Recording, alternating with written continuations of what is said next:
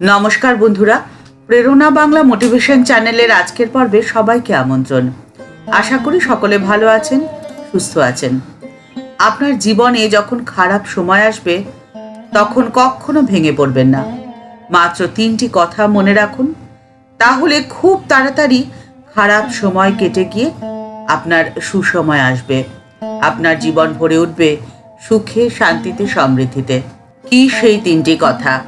আজকের পর্বে সেই নিয়ে কিছু কথা আপনাদের সাথে শেয়ার করে নেব। প্রথম, কখনো দুর্বল হবেন না। জীবনে খারাপ সময় যখন আসে তখন খুব স্বাভাবিকভাবেই মন দুর্বল হয়ে যায়।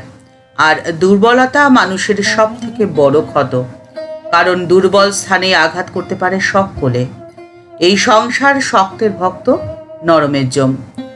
আপনি যদি দুর্বল হয়ে পড়েন তবে চারপাশের মানুষের সাঁড়াশি আক্রমণে আপনি ক্ষত বিক্ষত হয়ে পড়বেন। তাই সময় আপনার যতই খারাপ হোক না কেন, কখনো দুর্বল হবেন না। একটি কথা সব সময় মনে রাখবেন, আপনার জীবনে সময় সবসময় খারাপ থাকবে না। ভালো এবং খারাপ দুটো সময় চিরস্থায়ী নয়। সময়ের সঙ্গে সঙ্গে তার পরিবর্তন খুব স্বাভাবিকভাবেই হয়ে যাবে। মায়ের এই বাণীটি সব সময় স্মরণে রাখলে মনে অনেক জোর পাবেন। মা বলেছেন, ব্রিজের তলা দিয়ে জলের মতোই খারাপ সময় একদিন চলে যাবে। কিন্তু সেই খারাপ সময়ে আপনি যদি দুর্বল হয়ে পড়েন তাহলে আপনি জীবনের পরীক্ষায় করবেন ডাহা ফেল। কারণ ঈশ্বর আপনার সময়টি খারাপ করেছেন আপনার পরীক্ষা নেওয়ার জন্যে এবং আপনাকে শক্তিশালী করার জন্যে। লোহাকে আগুনে ফেলে লাল করেই তার আকার দেওয়া হয় এবং তাকেও সহ্য করতে হয় হাতুড়ির আঘাত। কিন্তু লোহা তার স্বাভাবিক ধর্ম কখনো হারিয়ে ফেলে না। যে কোনো অবস্থাতে সে এতটাই শক্তিশালী থাকে। দ্বিতীয় যে কথাটি আপনি মনে রাখবেন সেটি হলো, আপনার সময় যতই খারাপ আসুক না কেন আপনাকে তা মেনে নিতে হবে। ঠাকুরকে এক ভক্ত তার বিবাহ উপলক্ষে বললেন, সবই ঠাকুরের ইচ্ছে। তখন ঠাকুর বিরক্ত হয়ে তাকে বলেছিলেন, সংসার করার সময় ঠাকুরের ইচ্ছা দেখতে পাও, কিন্তু যখন খেতে পাও না, ছেলে বউ মরে যায়, তখন ঠাকুরের ইচ্ছে দেখতে পাও না কেন? এই কথাটি মনে রাখবেন। এই জগতের কোনো কিছুই আপনার হাতে নেই। আপনি চাইলেও কিচ্ছু বদলাতে পারবেন না। তাই যা হচ্ছে তাকে মেনে নেওয়া ছাড়া আপনার আর কোনো উপায় নেই। আপনার হাতে যা রয়েছে তা হলো আপনার কর্ম। কিন্তু এখন আপনার মনে হতেই পারে যে এই কথাটি বলা সহজ, মেনে নিতে হবে, কিন্তু করা অত্যন্ত কঠিন কাজ। জীবনের খারাপ সময়কে মেনে নেওয়ার মতো কঠিন কাজ আর কিছু নেই। এই কঠিন কাজটি আপনি করবেন কি করে? মহাপুরুষদের জীবনী থেকে সেই শিক্ষা আমরা পাই। মহাপুরুষদের প্রত্যেকটি আচরণ থেকে শিক্ষাপ্রদ কিছু না কিছু তো পাওয়াই যায়। মনে রাখবেন যে দেহ নিয়ে আমরা জন্মাই, যার মাধ্যমে সুখ এবং দুঃখ ভোগ করি, সেই দেহ নিঃসন্দেহে আমাদের কাছে অত্যন্ত প্রিয়। এই পৃথিবীতে সব থেকে প্রিয় যদি কিছু থেকে থাকে সেটি হলো আমাদের নিজেদের শরীর। তাই তো তাকে সাজিয়ে গুছিয়ে সুন্দর করে রাখতে সকলেই বেশ পছন্দ করি। কিন্তু এই দেহের বোধও থাকে না কখন জানেন? যখন কোনো কিছু নিয়ে আমরা তন্ময় হয়ে যাই। ঠিক যেমন বিজ্ঞানী আবিষ্কারের নেশায় বুঁদ হয়ে খিদে, তেষ্টা সমস্ত কিছু ভুলে যান। সন্তান যখন কষ্টে থাকে, দুঃখে থাকে, সে শারীরিকভাবে অসুস্থ হয়, তখন মা তার নিজের কথা ভুলেই যান। নিজের আহার, নিদ্রা সমস্ত কিছু ত্যাগ করে দেন সন্তানের চিন্তায়। অর্থাৎ এই কথাটি সুস্পষ্ট যে মানুষ যখন নিঃস্বার্থ হয় তখনই সে নিজেকে ভুলতে পারে, আত্মকেন্দ্রিকতার ঊর্ধ্বে উঠতে পারে, আর তখনই সে সমস্ত কিছুকে মানিয়ে নিতে পারে। কারণ আমরা এই দেহটাকেই আমি বলে মনে করি, কিন্তু দেহের ওপরে রয়েছে মন, তার ওপরে বুদ্ধি, আর বুদ্ধির ওপরে আত্মা। আনন্দই তো আত্মার স্বরূপ। আপনি যখন আপনাকে ভুলতে পারবেন, অর্থাৎ আপনার দেহকে ভুলতে পারবেন, ঠিক তখনই সুখ, দুঃখ, ভালো, খারাপ যে কোনো পরিস্থিতিতেই আপনি থাকতে পারবেন অবিচল। কারণ কোনো কিছুই আপনাকে আর বিচলিত করতে পারবে না। আর তৃতীয়, আপনাকে যে কথাটি মেনে চলতে হবে সেটি হলো, আপনাকে সব সময় পজিটিভ থাকতে হবে, আশাবাদী হতে হবে। নিরাশাবাদী হলে আপনার জীবন অন্ধকারে ভরে যাবে, কিন্তু আপনি যখন আশাবাদী হবেন তখনই তো আপনি পারবেন সমস্ত কিছুকে জয় করে জীবনের পথে এগিয়ে যেতে। আপনি যখন আশাবাদী হবেন তখনই তো আপনার জীবনের খারাপ সময় খুব তাড়াতাড়ি পার করে ফেলতে পারবেন। আপনার জীবনে আসবে সুসময়, সুখের দিন। সুখের শান্তিতে আপনার জীবন আপনি অতিবাহিত করতে পারবেন।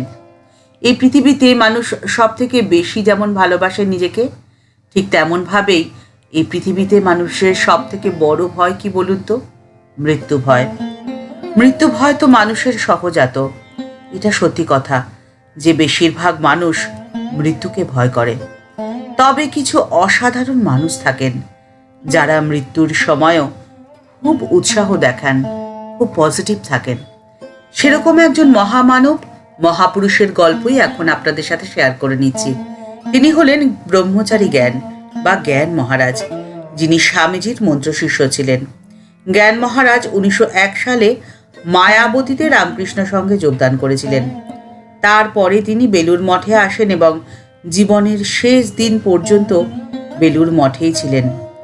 স্বামীজির শিষ্যদের মধ্যে জ্ঞান মহারাজের শরীর সবার শেষে যায়।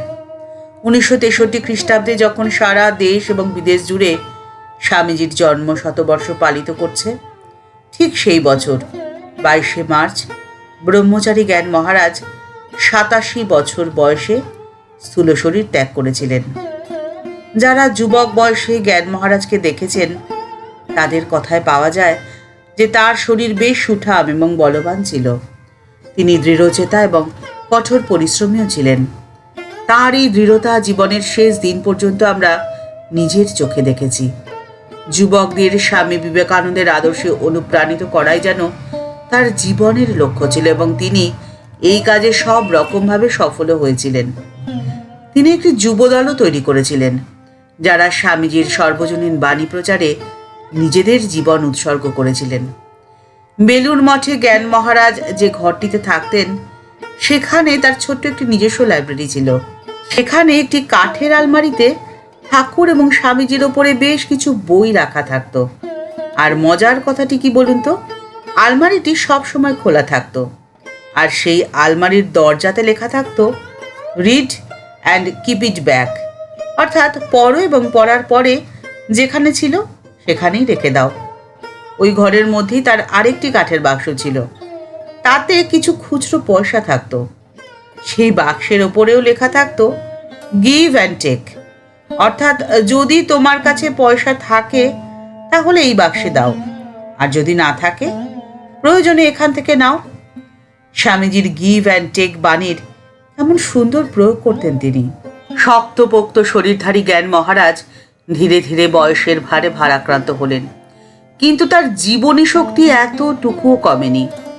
তার জীবনের শেষের দিনগুলোর কথা খুব মনে পড়ে। একদিন রাত 10টার পরে মঠের সাধুদের এবং অন্যান্যদের রাতের খাওয়া মাত্র শেষ হয়েছে। আমিও রোজকার মতো ঘরে ফিরে এসেছি। খানিক পরে দেখি আমাদের ডাক্তার মহারাজ আমার দরজায় এসে ডাকছেন। তাড়াতাড়ি বেরোতেই তিনি বললেন, জ্ঞান মহারাজের অবস্থা সংকটজনক, একবার প্রভু মহারাজকে খবর দিতে হবে। আমি সঙ্গে সঙ্গে খবর দিতেই প্রভু মহারাজ জ্ঞান মহারাজের ঘরে চললেন। আমিও সঙ্গে সঙ্গে চললাম। ঘরে পৌঁছে দেখলাম অনেক সাধু ব্রহ্মচারী তাঁর বিছানার পাশে দাঁড়িয়ে। যেই প্রভু মহারাজ ঘরে ঢুকলেন, জ্ঞান মহারাজের সেবক একটু জোরে তার কানের কাছে গিয়ে বললেন, মহারাজ, প্রভু মহারাজ এসেছেন। কিছুক্ষণ পরে জ্ঞান মহারাজ তার নিজস্ব ভঙ্গিতে বললেন, মৃত্যু আমাকে দেখতে এসেছে। কি অদ্ভুত স্পিরিট! জীবনের শেষ মুহূর্তেও তিনি কৌতুক করছেন। স্বামীজির মন্ত্রশিষ্য জ্ঞান মহারাজ সেই রাত্রেই 12:25 শরীর ছেড়েছিলেন। মা বলতেন, সম্মানের সঙ্গে মরতে শিখতে হয়। সেটি জ্ঞান মহারাজকে দেখে স্পষ্ট বোঝা যায়। ঠাকুর মা ও স্বামীজির চরণে প্রণাম জানিয়ে আজকের পর্ব এই পর্যন্তই। দেখা হচ্ছে পরের পর্বে। ভিডিওটি যদি ভালো লেগে থাকে তাহলে তা শেয়ার করার অনুরোধ করছি। আর এই চ্যানেলটি ভালোবেসে যারা এই পরিবারের সদস্য হয়ে গেছেন তাদের জানাই ভালোবাসা, শ্রদ্ধা ও প্রণাম। আর যারা এখনও এই চ্যানেলটি সাবস্ক্রাইব করেননি তাদের কাছে বিনীত অনুরোধ রইল চ্যানেলটি সাবস্ক্রাইব করে বেল বাটনটা ক্লিক করে দিয়ে অল বাটনটিতে ক্লিক করে দেওয়ার জন্যে। তাহলে এই চ্যানেলে ভিডিও আপলোড হওয়ার সাথে সাথেই আপনার কাছে নোটিফিকেশন চলে যাবে। সবাই ভালো থাকবেন, সুস্থ থাকবেন।